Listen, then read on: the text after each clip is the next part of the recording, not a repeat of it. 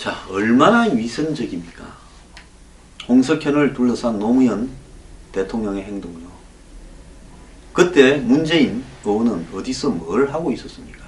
문재인 후보의 노무현 정권 당시 경력은요, 대통령 비서실의 민정비서관으로 2003년 3월부터 2004년 2월까지 있었고, 또 2004년 5월부터 2005년 1월, 그러니까 노 대통령이 탄핵에서 이제 살아올 때쯤에 대통령 비서실로 다시 복귀를 해서 시민사회 수석 비서관을 했습니다. 문재인 후보는 노 대통령이 탄핵에 걸리자 노 대통령을 위한 이 변호인단의 탑이 됐습니다. 그러고는 2005년 1월부터는 2006년 5월까지 대통령 비서실 민정수석이 또 됐습니다. 그러고는요, 2007년 3월부터 2008년 2월까지는 비서실장이 되었습니다. 지금 문재인 후보를 보고요, 뭐 했는가 모르는 사람도 많아요.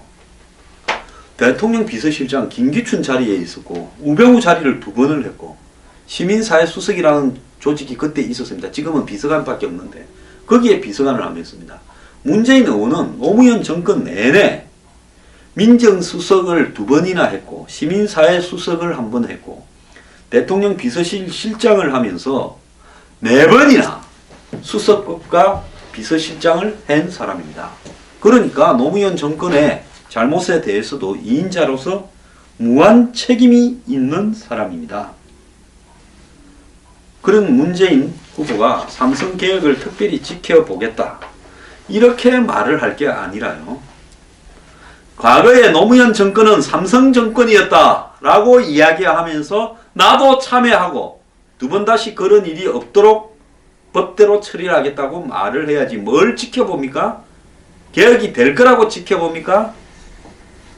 자, 삼성의 장관급 강요를 추천한 것은 DJ 정부에서도 비공식으로 누가 좋겠냐고 얘기가 오고 갔습니다. MB 정권 때도 그랬습니다. 삼성면을 직접 청구하지는 않고 주로 경제관료 가운데 삼성의 우호적인 인사를 물어보고 추천을 이렇게 받았습니다. 그런데 실제로 강요로 입각한 사례도 적지 않습니다. 노무현 정부 때는 시쳇말로 삼성 장학생이라고 불리우는 인사들 여럿이 요직에 번갈아가며 등용되었습니다. 삼성의 불리한 정책을 추진하거나 밑보인 노무현 정부의 개혁파 인사들을 삼성은 하나 둘 옷을 뺏겼습니다. 노무현 정권이 겉으로는 진보를 표방하니까 일부는 그런 진보적 개혁적 인물도 들어갔죠. 이 사람들은 차례대로 옷을 뺏겼습니다. 저도 주요 정당에서 공천을 받거나 뭘 안 하려고 생각하는 이유가요, 삼성을 많이 비판해서 그렇게 마음을 먹는 것이 편하다라는 결론을 내린 사람입니다. 제가 직접 듣고 본 것이 좀 있지 않겠습니까? 가령 삼성생명이 계약자 몫인 3조 원 가까운 돈을 주주 몫으로 벤치케게 처리한 것을 들추어낸 이동걸 전 금융감독위원회 부위원장은 삼성의 성감대를 건드린 삼성으로서는 위험천만한 인물이었습니다. 이정우, 이 점잖은 교수 출신이죠, 전 정책기획위원장도 노정권 당시 국무회의에서 검산법 개정안에 대해서 문제를 제기하는 등 재경부와 건감이 삼성에게는 매우 껄끄러운 인물이었습니다. 그러니까 금융자본과 산업자본의 뒤섞이는 문제, 즉 큰 제조업을 하는 사람이 금융업을 하는 기관을 가지고 있는 문제가 옳은 것이냐, 삼성생명도 마찬가지죠.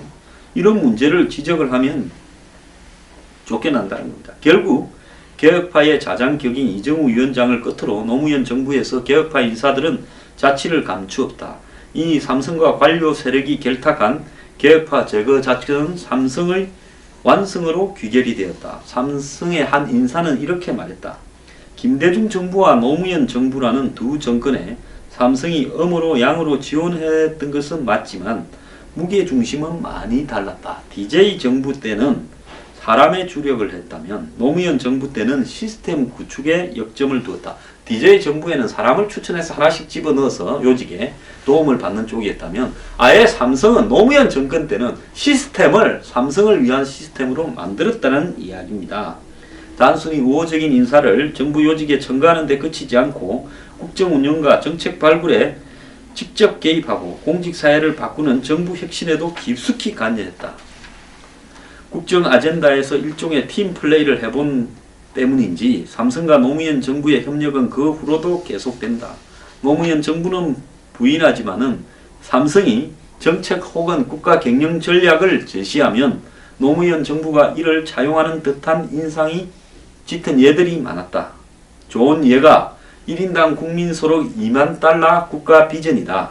삼성 신개년 10주년을 기념하는 사장단 회의가 열리던 2003년 6월 5일 어떤 저녁에 회의장인 신라호텔로 들어선 이건희 회장에게 기자들이 한 말씀 해달라고 이야기하자 그는 대뜸 마의 1만 달러가 무슨 의미인지 아십니까? 라고 되물었다. 이 회장은 10년 내내 1인당 국민소득이 1만 달러에서 2만 달러로 가야 하며 그렇게 못하면 1만 달러도 지키기 어려울 것이라고 말을 했다. 자, 그로부터 한 달도 안 된 6월 30일 노 대통령은 참여정부 경제비전 국제회의 개막 연설에서 국민소득 2만 달러 시대를 위한 5가지 성장 전략을 제시했다. 이때부터 한국은 삼성이 저작권을 가진 2만 달러 비전의 온통 포로가 되어 반론이 허용되지 않는 사회로 변했다. 그 후로 삼성경제연구소는 동북아 중심 국가론, 노무현 정권 때 동북아 금융헌법 툭 하면 동북아였습니다. 그래가지고 인천경제 자유구역청도 만들고 난리를 떨었는데 지금 인천경제자유구역청 영종도 꼬라지 좋습니다. 신성장 동력 개발론, 핵심 주도형 성장론, 산업 클러스터론 이래가지고 온 국토를 무슨 클러스터니 하면서 투기판으로 만들었죠. 그리고 가장 최근 사례인 한미 FTA에 이르기까지 기업 단위를 넘어선 국가적 차원의 과제를 선점하며 삼성이 노무현 정부에 영향을 미쳤다. 국가 정책을 따라서 재미를 보는 게 아니라 아예 이걸 넘어서서 정책을 만들어가 던져주고 끌고 간 겁니다. 삼성이 노정권을. 이게 정부입니까? 이러려고 대통령이 되었습니까? 삼성의 그냥 법무팀장이나 하지요. 일반인에게 SERI라는 애칭으로 알려진 삼성경제연구소는 86년 삼성생명 부설 연구기관으로 출범해 91년 주식회사로 전환했는데 삼성그룹에서 삼성경제연구소는 그들이 원하는 정책 의제를 제기하고 사회 담론을 유포하는 이른바 삼성 이데올로기를 공식 비공식 경로로 퍼뜨리는 전위부대 구실을 톡톡히 하고 있다. 100명에 가까운 이데올로그와 테크노크래스의 활약상은 가히 눈부실 정도라는 평을 듣는다. 그런데 삼성경제연구소는 보수 담론 생산의 핵심 공장이 되는 것에 머물지 않았다. 국가 운영의 규칙을 짜고 이를 집행하는 공무원을 가르치는 일에도 뛰어든다. 지금이야 많이 퇴색했지만 노무현 정부는 그 어느 정부보다 정부 혁신을 강조했다.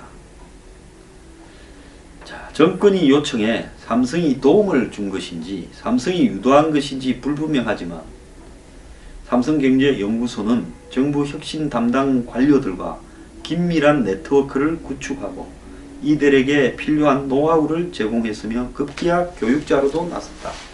박근혜 정부에서 정보통신 분야와 관련되는 장관, 인사혁신과 관련되는 장관 다 어디 출신입니까? 또 일부 삼성 장학생들이 곳곳에 어디에 있습니까? 그때와 지금 바뀐 건 하나도 없는데요. 노무현 정권은 진보라 하고 박근혜 정권은 보수라고 우기고 있습니다.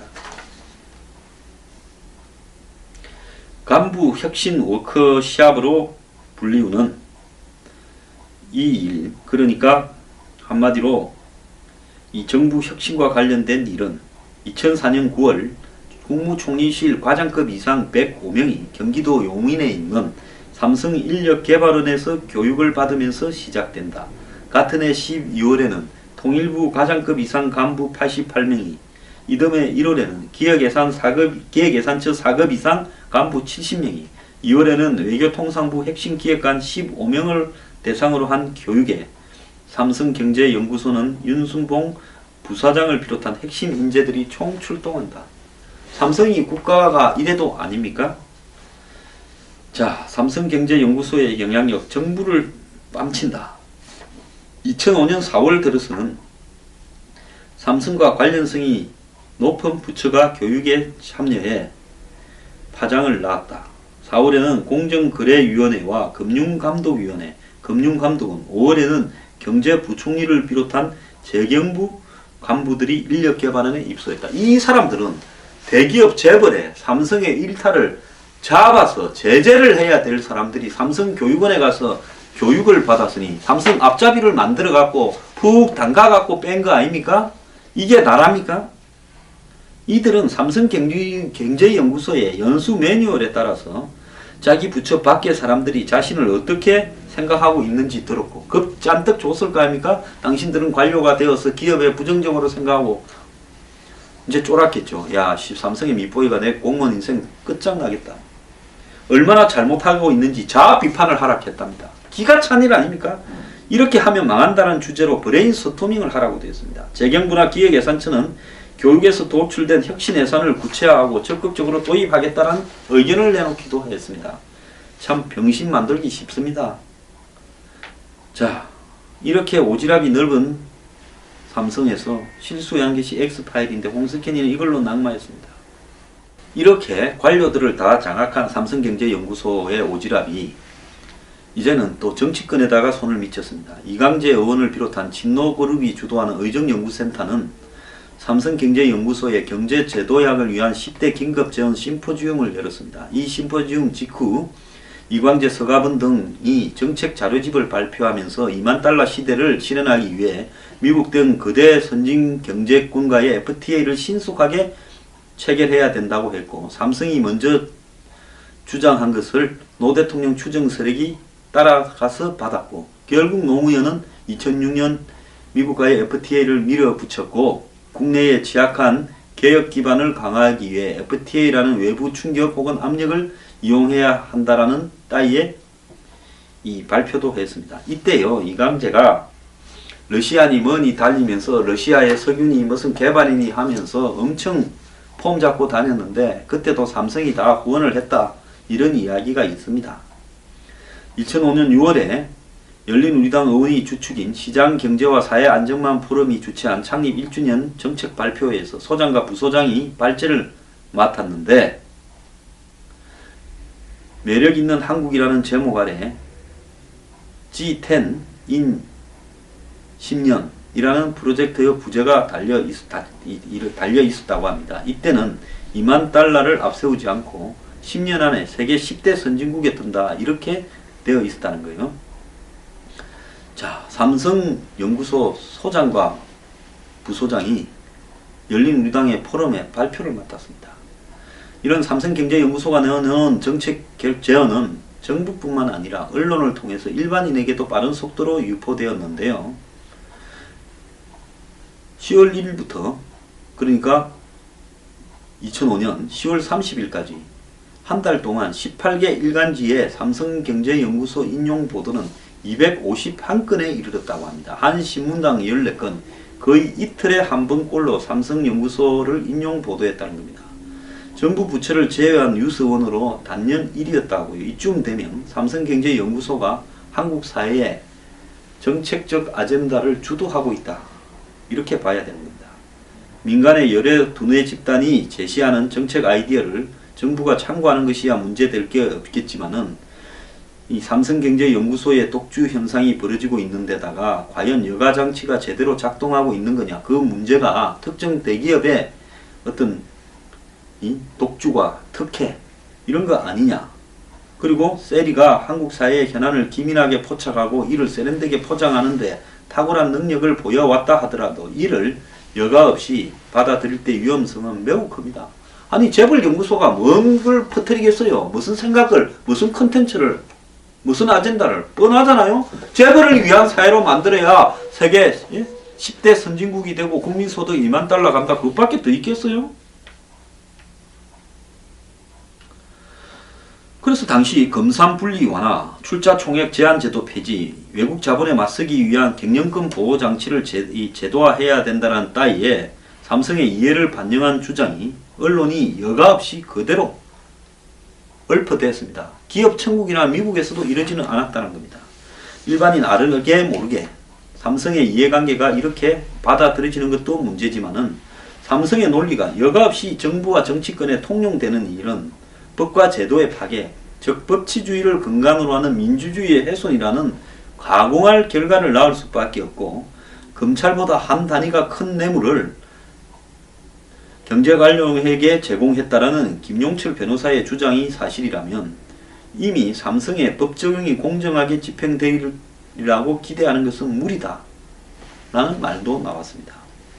자, 검찰에 100만원 주면 경제관료한테는 1000만원 줬다는 거. 참.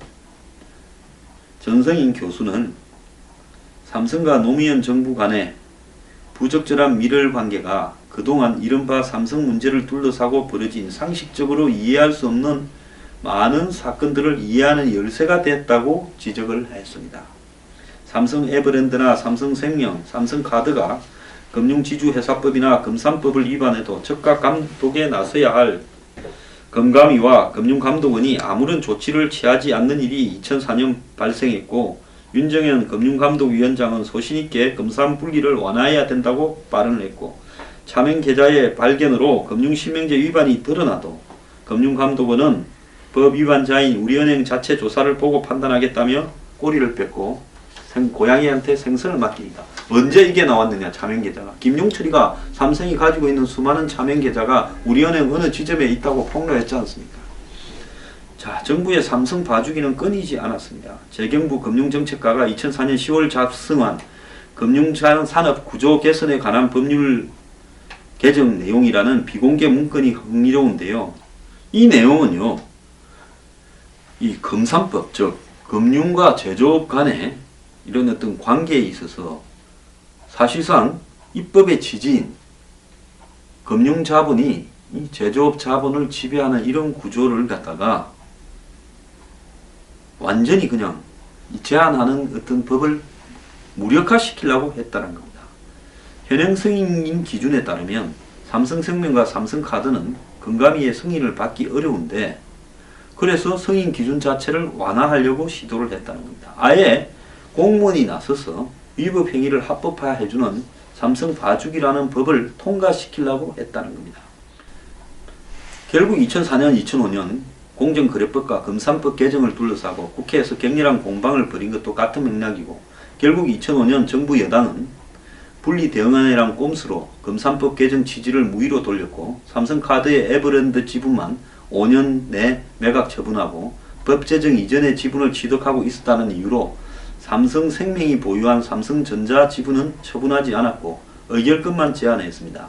이것은 삼성의 현행 지배구조를 들 것만큼도 건드리지 않는 것으로 삼성의 힘이 작용하지 않고는 불가능한 것입니다. 이번에 이건희 회장이 유고가 돼서 사실상 이재용이 삼성을 승계하려고 자신이 지분을 많이 가지고 있는 이 제일모직을 삼성물산과 합병하는 데서 이 합병 비율을 이렇게 낮추어서 제일모직이 유리하게, 그래서 이재용이 삼성 전체를 승계하도록 만드는 부분에 국민연금이 뛰어든 것도 이때와 똑같은 짓거리라는 겁니다.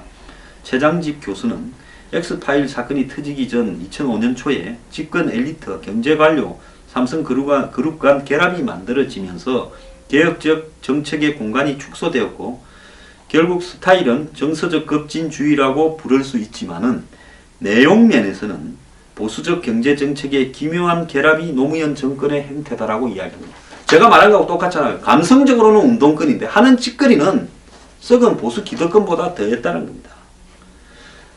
자, 이 최장집 교수와 같은 진보적 학자들은 보수 세력의 발언권이 한층 커진 보수 민주주의의 결정체로 삼성공화국론을 제시했다는 겁니다. 노무현 정권 말기에 가서 보수 세력의 입장이 커진 데는 노무현 정권이 삼성공화국이었기 때문에 그렇다는 겁니다. 제대로 된 정당의 매개 없이 국가를 운영하고자 했을 때 언론의 매개 기능과 재벌의 정책 로비 기능은 극대화할 수밖에 없고 그 전형적인 사례가 삼성이 국가를 좌지우지하는 상황이 노무현 정권 때 벌어졌다는 겁니다.